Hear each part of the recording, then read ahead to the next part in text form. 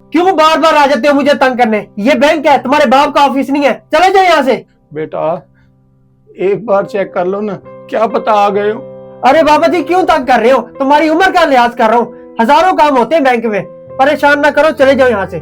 बेटा अगर मेरी उम्र का लिहाज कर रहे हो तो प्लीज एक बार चेक कर लो। आप ऐसे नहीं मानोगे। गार्ड, बाबा जी को बाहर निकालो। क्या हो रहा है ये?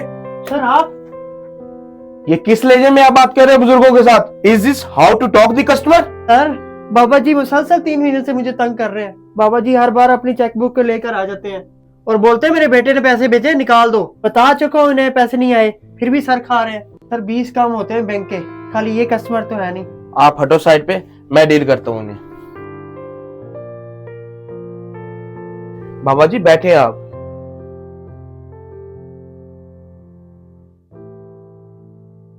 जी बताएं, क्या काम है आपका और आप इतने परेशान क्यों हो?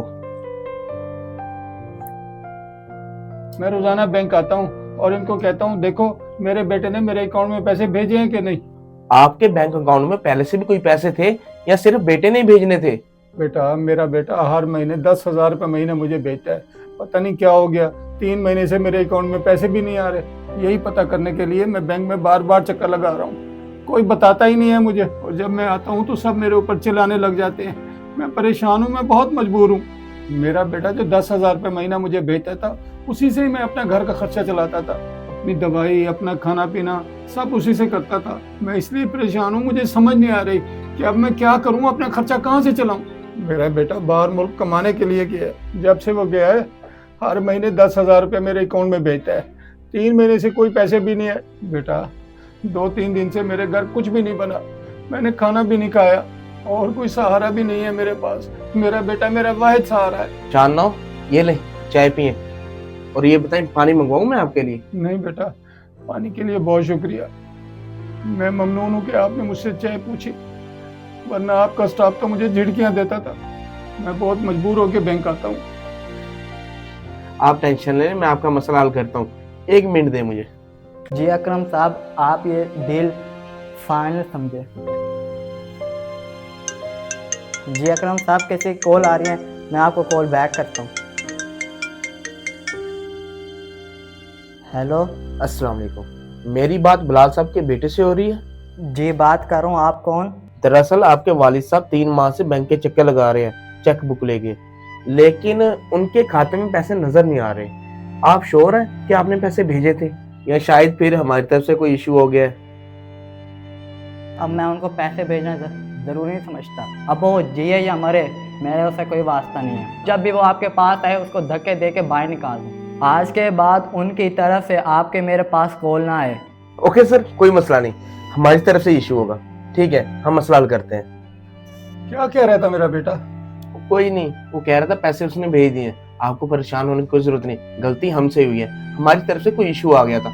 आप ऐसे करें, थोड़ी देर बाहर वेट करें जाके, आपका मसला मैं अभी हल करवाता हूँ और पैसे आपके अकाउंट में आ जाएंगे और उसके बाद आपको कैश निकाल के दे देंगे हम। बहुत शुक्रिया बेटा, मैं तुम्हारा एहसान जिंदगी भर नहीं भूल सकता। अगर मेरा कोई दूसरा बेटा होता तो बिल्कुल तुम्हारी तरह होता। मैं दुआ दूंगा कि अल्लाह पाक सबको आप जैसी औलाद दे।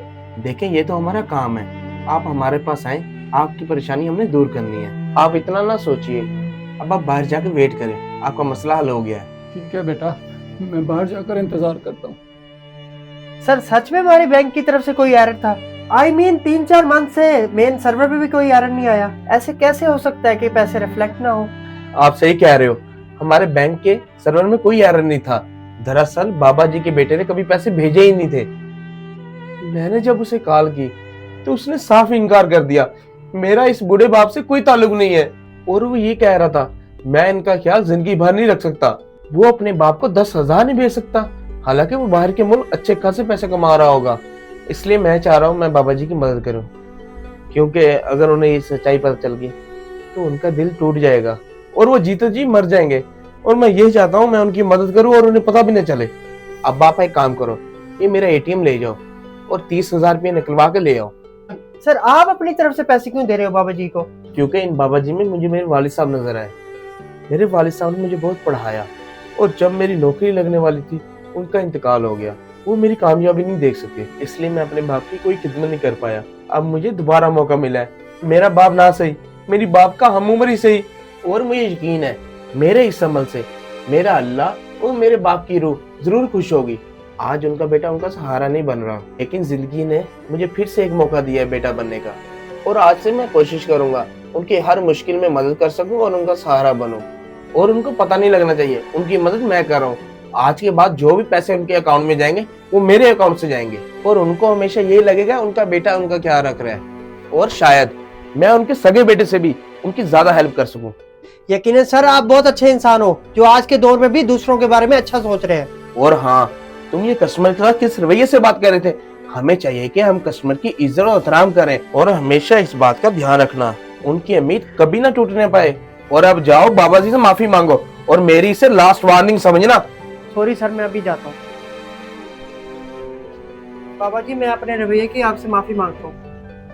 बेटा माफी ना मांगो, मैंने तुम्हें माफ किया, मेरा अल्लाह भी तुम्हें माफ करे। जो अपने वालिदैन को छोड़ दे वो अल्लाह के सामने भी खाली रहता है। अगर आपको ये वीडियो अच्छी लगे तो सदका जारिया समझ के ज़रूर शेयर करें, शायद इससे किसी की सलाह हो जाए।